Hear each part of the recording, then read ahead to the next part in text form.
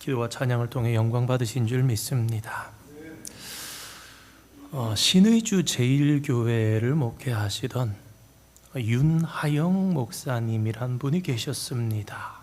이분이 성품이 매우 강직하여서 당시 많은 교회 성도들이 목사님을 대하기를 어렵게 여겼지만 사실은 그 속에 참 따뜻한 사랑과 마음을 가진 분이셨습니다.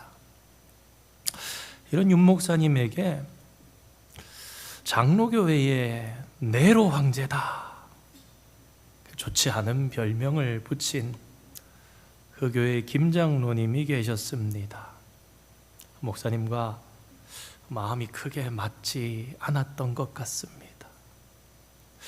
결국 이 김 장로님은 목사님 목회에 큰 불만을 품고서는 교회를 나가서 제4교회에 출석하고 제5교회로 옮겨서 그렇게 교회를 떠나서 힘들게 하셨던 것 같습니다. 교회 이름이 좀 특이하죠. 그때 당시 1911년 일제강점기 속에 신의주 제1장로교회 First Presbyterian Church가 세워지고 또 분립하여서 세워지고 평양 대부흥운동에 따라서 그 세워진 교회들이 다른 이름이 아니라 제2장로교회, 제3장로교회, 제4장로교회에서 제7장로교회까지 세워졌었다고 합니다. 그 4교회와 5교회, 그러니까 다른 교회죠. 다른 교회로 부흥 가운데 세워지던 다른 교회로 옮기신 거죠. 시간이 많이 지났습니다. 교회를 나가신 지. 그러던 어느 날 김 장로님 생일이 되어서 사람들을 불러 모으고 함께 식사를 하는데 뜻밖에도 그 자리에 초청하지도 않은 윤 목사님이 오신 겁니다. 그곳에 모인 모든 사람들은 김 장로님의 초청을 받은 사람들로 평소에 이 김 장로님이 윤 목사님의 욕을 많이 하고 혹 원하지 않았지만 신의주 길에서 마주치게 되더라도 고개를 획 돌리고는 아는 척도 하지 않고 다닌다는 것을 잘 알고 있었습니다. 그러니 그 자리에 아주 불편한 손님이 온 것이죠. 윤 목사님이 얼마나 민망하게 될까? 왜 저분이 이 자리에 오신 걸까? 의아하게 생각하면서 어떤 불길한 일이 일어나지 않을까? 불안해하는 마음으로 그 자리 가운데 있었습니다. 그런데 사람들의 예상과는 달리 그날 김 장로님은 생일 식사 전에 일어서서는 이렇게 말합니다. 여러분, 제가 윤 목사님과 싸우고 다른 교회로 옮긴 후에 목사님 욕만 하고 다녔습니다. 그런데도 우리 윤 목사님은 10년을 동일하게 우리 어머니 생신과 제 생일에 항상 찾아와 주셨습니다. 오늘은 제가 제 잘못을 자복하지 않고서는 도저히 식사를 할 수가 없을 것 같습니다 하고는 울음을 터뜨리셨답니다. 그 이후에 김 장로님은 다시 제1교회로 오셔서 윤 목사님을 도와서 충성대의 교회를 잘 섬기셨다고 합니다. 자기를 떠나서 대적하는 성도를 위하고 사랑하는 일이 어찌 쉬웠겠습니까? 어머니의 생일과 장로님의 생일만 그랬겠습니까? 좋기 수백 번 이상 당혹스러운 일들을 당했겠지만 꾸준하게 한결같이 밝게 인사하면서 장로님의 안부를 물었을 윤 목사님의 모습을 생각해 보았습니다. 대적하는 성도를 변함없이 위하고 사랑하는 마음이 결국에는 그 마음을 녹이고 말았던 것입니다. 인생을 참으로 변하게 하는 것은 당근과 채찍이 아니라 진정한 관심과 사랑, 또 용서와 인내가 아닌가 그런 생각을 해봅니다. 북이스라엘이 하나님을 잘 섬긴 것이 아니었습니다. 오늘 호세아 선지자를 통해 들려주시는 하나님의 말씀은 우상을 숭배하고 하나님보다 이웃나라 강한 나라 아수르를 의지하고 있는 그런 이스라엘을 향해서 하나님께로 돌아오라는 것입니다. 우리 함께 호세아 14장 1절 말씀 다시 한번 읽어보겠습니다. 이스라엘아, 내 하나님 여호와께로 돌아오라. 내가 불의함으로 말미암아 엎드려졌느니라. 아멘. 역사적으로 볼 때 북이스라엘은 끝내 회개하지 않으므로 주전 722년에 아수르에게 멸망하고 맙니다. 몇십 년 전만 해도 자기들이 의지하면서 하나님보다 더 따랐던 그 아수르에 의해서 멸망했습니다. 그러나 하나님께서 그들의 패역함으로 인해서 단번에 심판하신 것이 아니었습니다. 하나님께서는 북이스라엘을 살리시려고 얼마나 무더니 애를 쓰셨는지 모릅니다. 호세아 성경에는 바로 그러한 애달프고 안타까운 하나님의 사랑 이야기가 담겨 있습니다. 그걸 잘 이해 못할까 봐 호세아 선지자의 가정의 이야기를 들어주면서 이스라엘아, 너와 나의 사이가 이렇구나, 그렇게 말씀하시는 거예요. 사랑하는 아내 고멜은 남편을 배신하고 장녀의 소굴로 도망쳐버렸습니다. 그런데 남편 호세아는 보리를 싸들고 찾아가서 팔려간 아내 고멜을 돈을 주고 다시 사서 옵니다. 배은망덕한 그녀에 대한 호세아의 사랑이 바로 범죄한 이스라엘 백성을 향한 하나님의 사랑, 하나님의 태도였다는 것입니다. 계속되는 배신은 하나님을 짝사랑의 애달픈 연인처럼 전락시키고 말았습니다. 그런데 오늘도 하나님은 그 짝사름의 아픔을 앓고 계신다는 것을 아십니까? 혹시 우리도 하나님을 짝사랑하게 만들고 있지는 않습니까? 호세아 선지자는 그 같은 고통을 가정 안에서 겪으면서 하나님의 영적 신부인 이스라엘이 얼마나 영적인 남편 대신 하나님의 품을 떠나서 우상을 숭배하고 영적으로 간음을 하고 있는지, 남편을 뻔히 두고도 장기처럼 나아가서 다른 남자를 만나고 사는 것 같은 그러한 나쁘고 악한 것이 너희들이라는 것을, 그럼에도 불구하고 나는 너를 사랑한다는 것을,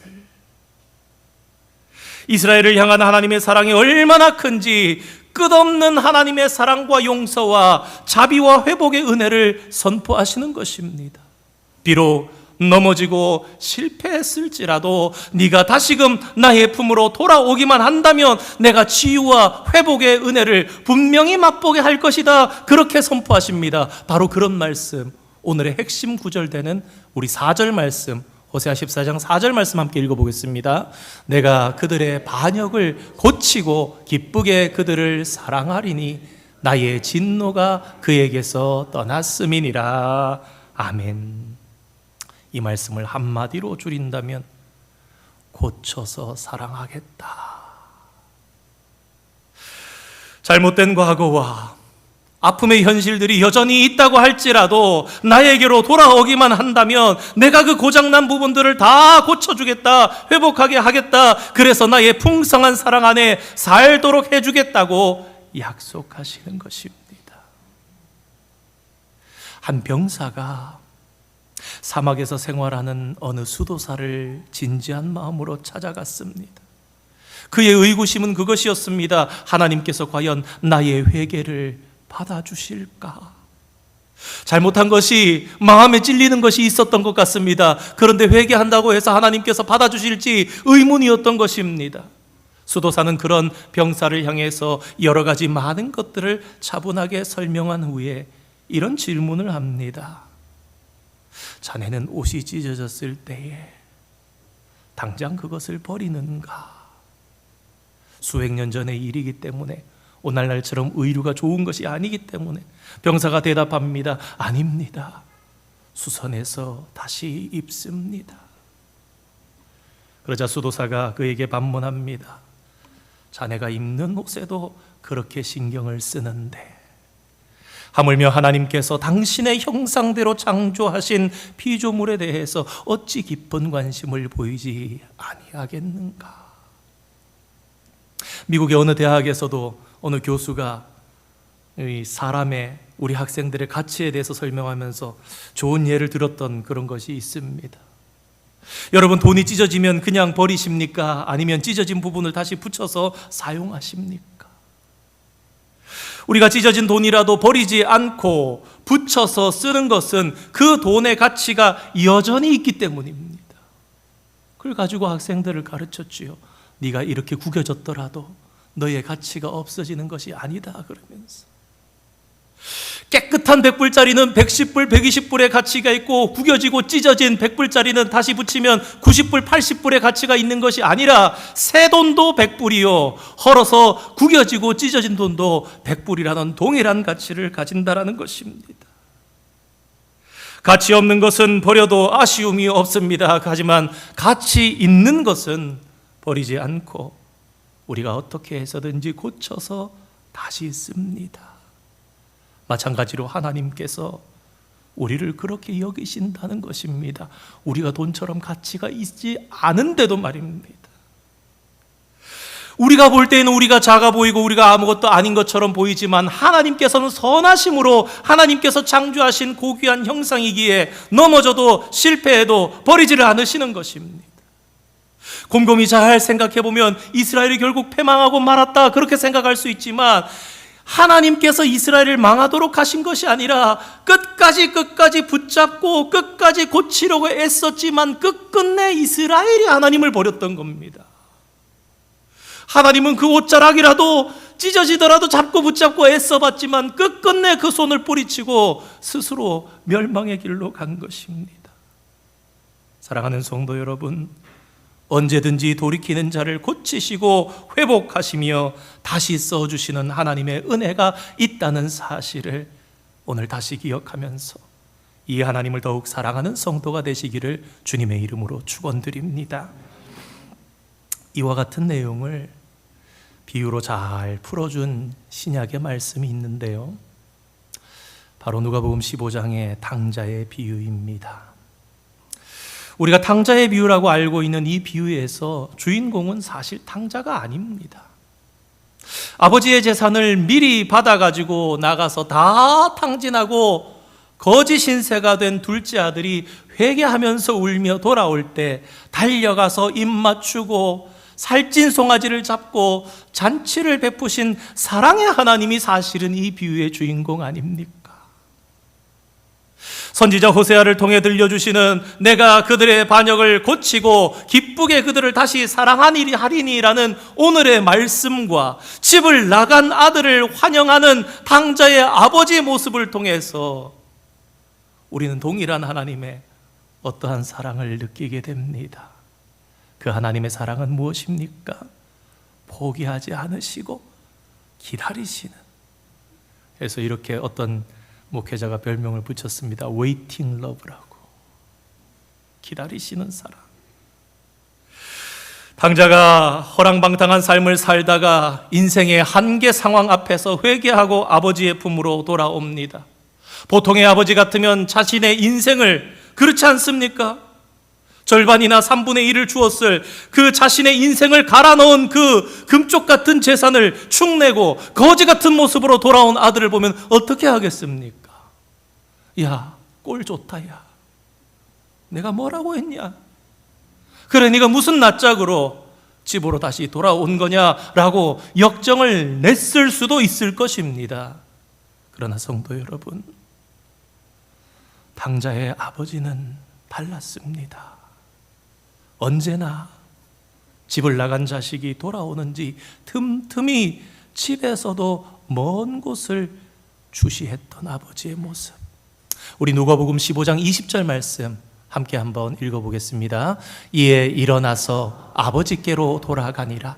아직도 거리가 먼데 아버지가 그를 보고 측은히 여겨 달려가 목을 안고 입을 맞추니. 아멘. 이 말씀을 보시면 아버지가 탕자를 매일같이 기다렸다는 사실을 우리는 직감할 수 있습니다. 사실 탕자가 집을 나가겠다고 할 때에 아버지가 그것을 허락했던 것은 마음속에서 그 자식을 포기했던 것이 결코 아닙니다. 오히려 집을 나가서 인생의 폭풍우를 만나서라도 진정한 아들로 돌아오기만을 바랬던 것입니다. 탕자의 아버지가 그야말로 자신의 많은 재산을 탕진해 가면서까지 아들이 진정한 아들로 거듭나기를 원했다면 그것은 아버지의 진정한 사랑, 정말 사랑의 아버지 아닙니까? 그 아들이 바로 세워지기를 위해서라면 자신의 선물, 자신의 재산이 사라져가는 희생까지도 기쁨으로 감수하는 그런 참 아버지이기 때문입니다. 이것을 오늘 우리의 인생에도 그대로 적용해 볼 수 있습니다. 때때로 하나님께서 우리에게 주신 인생의 박넝쿨 요나에게 깨닫게 하신 것처럼 시원하고 평안하게 하고 기쁘게 하고 행복하게 했던 것들을 사라지게 하시면서까지 하나님의 자녀들을 인생의 폭풍 가운데 있도록 허락하시기도 하시는 이유가 바로 그것입니다. 불편한 거 알지만, 답답해하고 불평할 거 알지만 그래도 진실로 깨닫고,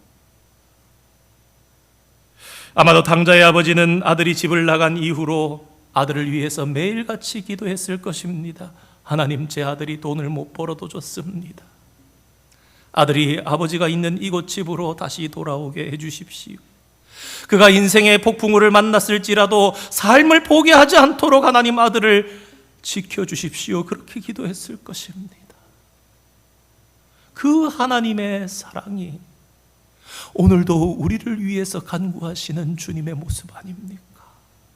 로마서 8장 26절 말씀, 이와 같이 성령도 말할 수 없는 단식으로 우리를 위해서 친히 간구하시느니라. 인생의 곁길로 가는 우리를 위해서 무엇이 기쁨인지, 무엇이 소망인지, 무엇이 인생인지 알지 못하고 곁길로 가는 우리를 위해서 오늘도 간구하심을 믿으시는 저와 여러분 되기를 원합니다. 바로 여기에 우리를 포기하지 않으시고 기다리시는 아버지 하나님의 사랑이 있습니다.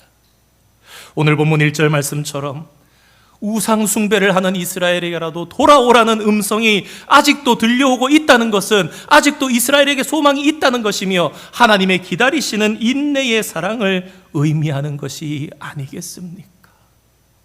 그저 2026년 더웠던 여름날에 한 주의 말씀으로가 아니라 오늘 오묘하신 하나님의 섭리 속에 이 하나님의 음성이 귓가에 들려오고 있는 인생에게는 소망이 있구나.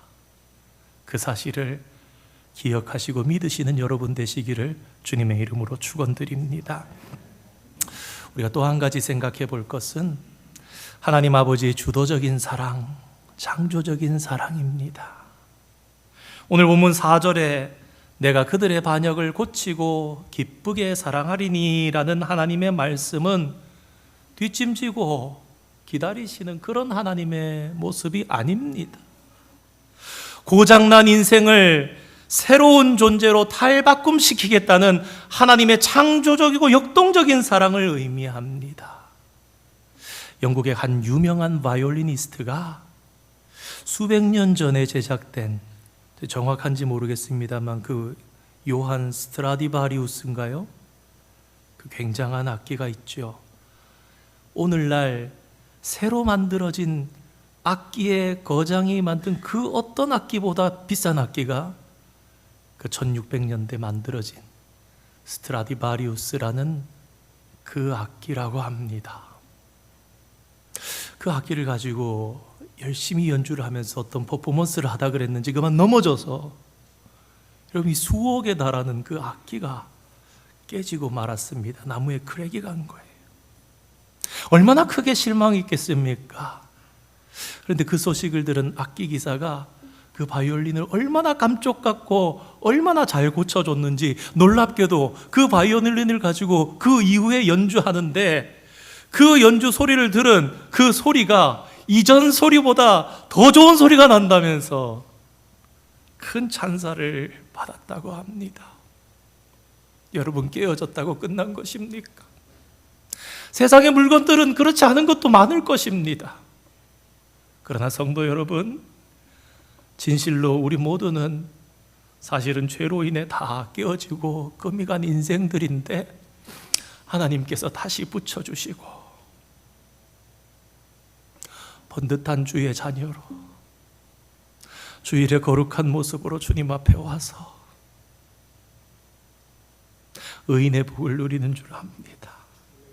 주님의 사랑의 손길이 아니었으면 고침받을 수 없는 상처투성이일 뿐인 우리를 그리스도께서 사랑의 손길로 붙잡아서 치료해 주셨습니다. 사실은 금이 가고 상처난 우리의 그 금과 상처들이 주님께로 옮겨진 것이고 예수님의 깨끗한 살과 예수님의 피가 우리에게로 옮겨와서 의로움을 입게 된 것이지요.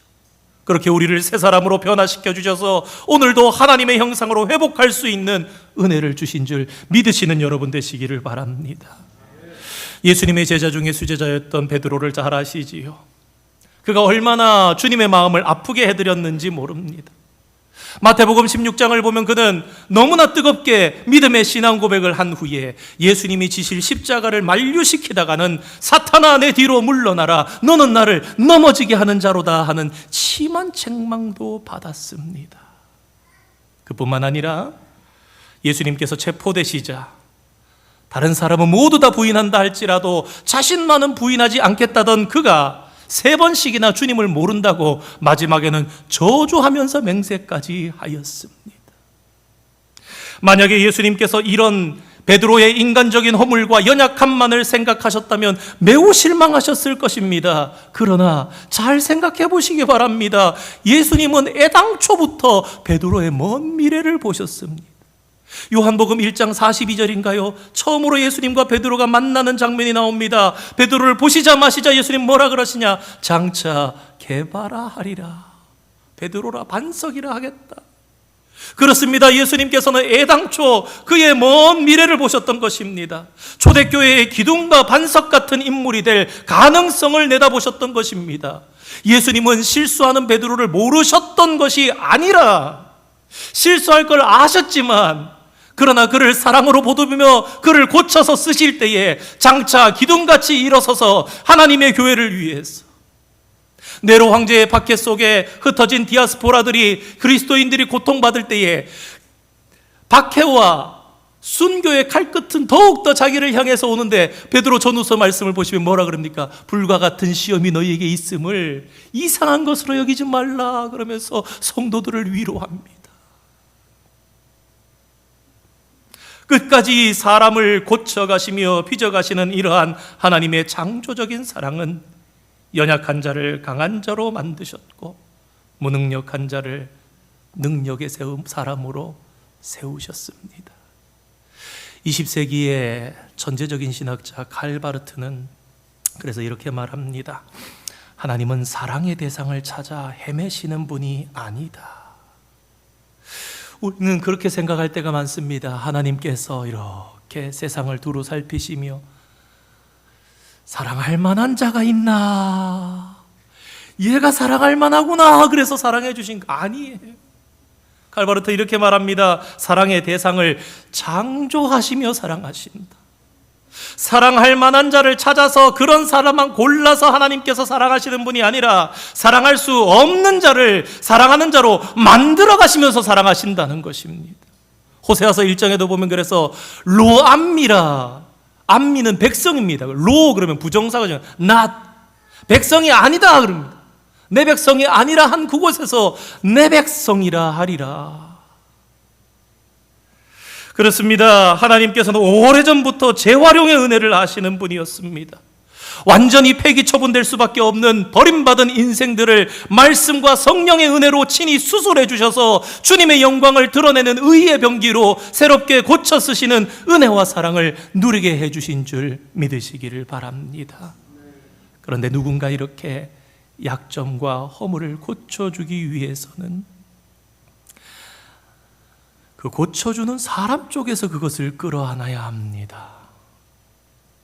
예수님이 우리를 고쳐주시기 위해서 우리의 죄와 더러움이 옮겨갔던 것처럼 그 대가를 고침받는 편에서 지불하는 것이 아니라 고쳐주시는 자의 편에서 지불하게 됩니다. 탕자 이야기에서도 마찬가지 아닙니까? 탕자의 아버지가 더럽고 추해져서 돌아온 탕자를 끌어안고 입 맞추는 순간 탕자의 더러움과 냄새는 아버지에게로 오는 겁니다. 그런데 탕자에게는 무엇이 갑니까? 아버지의 사랑, 금가락지, 흰 옷, 살찐 송아지, 잔치, 새로운 신발. 탕자는 그 아버지의 사랑의 품에서 오랫동안 맛보지 못했던 안식과 자유함을 누리게 된 것입니다. 이것이 바로 십자가에서 지불하신 베푸신 하나님의 사랑이며, 더불어서 지금 오늘도 하나님을 예배하는 가운데도 이루어지는 은혜인 줄을 믿으시는 성도가 되시기를 축원드립니다. 아울러서 회개하고 돌아오는 자를 고치며 기쁘게 사랑하시는 하나님은 어떤 축복을 주신다고 약속하고 계십니까? 오늘 말씀 5절에서 8절까지를 보시면 하나님께서는 이슬과 같은 은혜를 주시겠다고 말씀하십니다. 이스라엘의 환경은 한국이나 우리가 사는 이 솔즈베리와 전혀 다른 곳입니다. 강수량 자체가 극히 없습니다. 이른 비 한 차례, 늦은 비 한 차례 정도. 이른 비에 씨를 뿌려서 모내기 한다고 생각하시면 되고, 늦은 비가 내려줘야 추수의 결실을 하면서 소출을 낼 수 있는 것입니다. 그 나머지의 시간들은 새벽에 내리는 이슬로 기도원 때 흥건히 젖었던 양털 뭉치처럼, 그게 짜면 얼마나 되는지, 그 이슬이 없으면 살아갈 수 없는 땅이니 그야말로 매일매일 내리는 단비가 성경에서 말하는 이슬의 축복입니다. 하늘에서 내리는 이슬의 축복을 주겠다. 죽어가던 초목이 다시 소생해 나는 것처럼 저 샤론 평야에 사막같이 되었던 땅에 하루에 비가 내리니까 빨간 백합화들이 다 피는 것처럼, 그 모습을 생생하게 보고 살았던 이스라엘 백성들은 이슬의 축복이 무엇인지 너무나 잘 알고 있었습니다. 그 죽어가던 초목들이 소생하듯이 하나님께서 은총을 주셔서 영적으로 메마른 이스라엘 공동체에게 생기를 불어넣겠다, 그 말씀입니다. 그래서 백합화같이 피겠고 너희가 감람나무 같을 것이며 레바논의 백향목같이 뿌리가 깊어질 것이요 또 푸른 잣나무 같겠다. 그것은 울창한 나무 그늘 아래에서 많은 사람들이 쉼을 얻듯이 이스라엘이 다시 회복되고 번성함을 통해서 만민이 안식을 누릴 것이라고 예언해 주시는 그런 말씀입니다. 마치 탕자가 돌아왔을 때 전혀 기대하지 못했던 큰 잔치와 새 옷과 금가락지와 새 신발을 신기는 축복을 받았듯이 아버지의 집에 주어져 있는 약속된 축복들을 우리가 보장받을 수 있다는 말씀입니다. 그런데 성도 여러분, 이같이 주시는 하나님의 축복에 단 한 가지 조건이 있다는 것을 우리는 잊어서는 안 됩니다. 그것은 바로 우리가 모든 우상을 버리고 죄악에서 벗어나 하나님 품에서 온전히 살아갈 때입니다. 구체적으로 본다면 오늘 14장 2절 이하에 있는 말씀처럼 말씀에 입각한 회개를 우리에게 요청하십니다. 자기 기준과 자기 생각에 맞춘 그런 회개가 아니라 하나님의 말씀이라는 거울에 비추어 보는, 하나님의 말씀이 기준이 되는, 방법이 되는 그러한 회개입니다. 그래서 2절 끝에는 이런 말씀이 기록되어 있습니다. 우리가 수송아지를 대신하여 입술의 열매를 주께 드리리이다.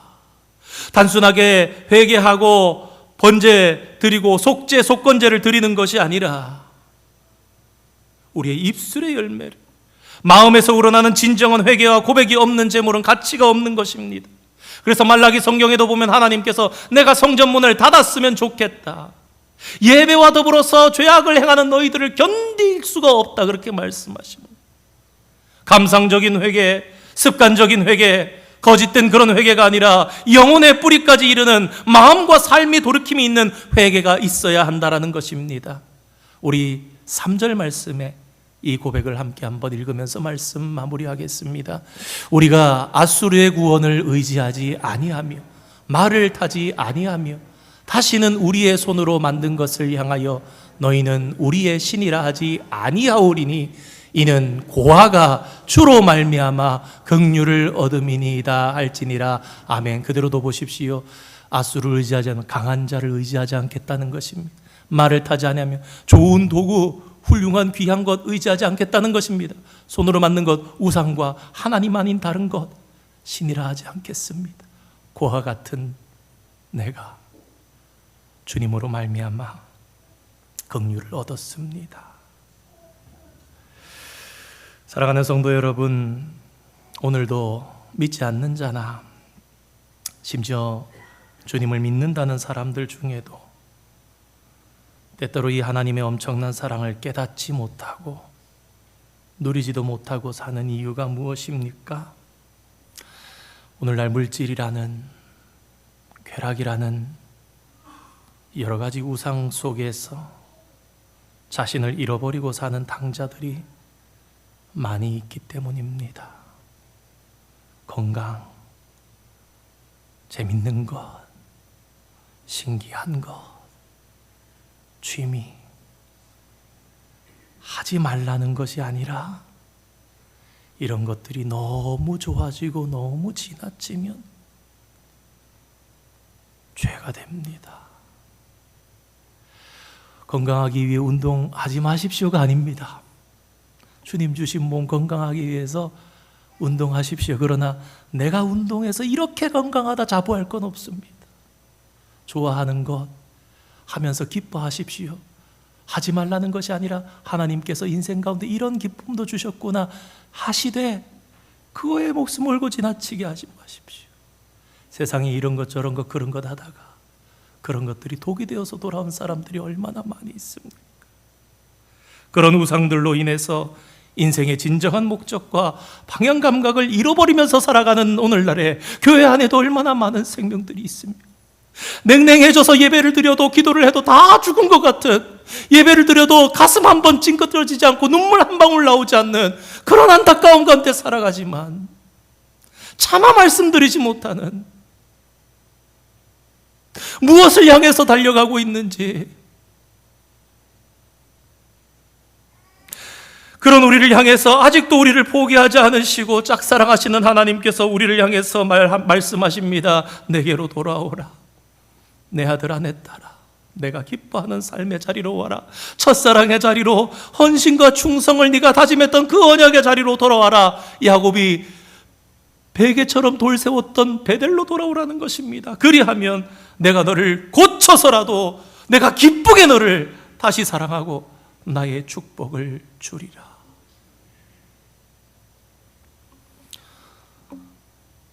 우리의 인생의 마지막 때에 혹은 세상의 마지막에 7년 대환란 같은 일이 일어나서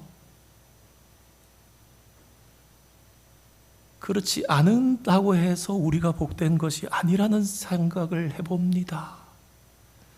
평안한 것처럼 살다가 우리의 개인적인 인생의 마지막을 마치고 주님 앞에 서게 될지도 모릅니다. 그런데 누군가에게는요, 이것이 무감각하고 무엇을 향해서 살아야 하는지 모르고 뜻하지도 않고 식지도 않은 미지근한 신앙으로 세상에 속아 살다가 주님 앞에 서게 되는 날일 수도 있습니다. 누군가는 대환란 앞에 서는 것이 오히려 주님 앞에 다시금 회복되며 뜨겁게 살아가는 것일 수도 있을 것입니다. 그러나 성도 여러분, 하나님께서 이것을 허락하듯인지 저것을 허락하시든지 그 속에서 우리는 어떻게 살아야 하겠습니까?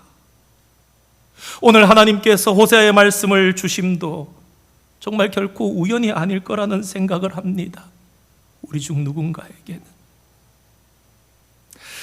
다시 우리를 새롭게 빚어주시며 회복해 주신다는 그 하나님의 음성을 듣고 믿으며 하나님께로 돌아와서 그 은혜와 사랑, 그 축복을 누리는 저와 여러분이 될 수 있기를 주님의 이름으로 축원드립니다. 오늘 말씀을 준비하면서 이 찬양이 생각나서 때로는 말씀으로 닿지 않는 것이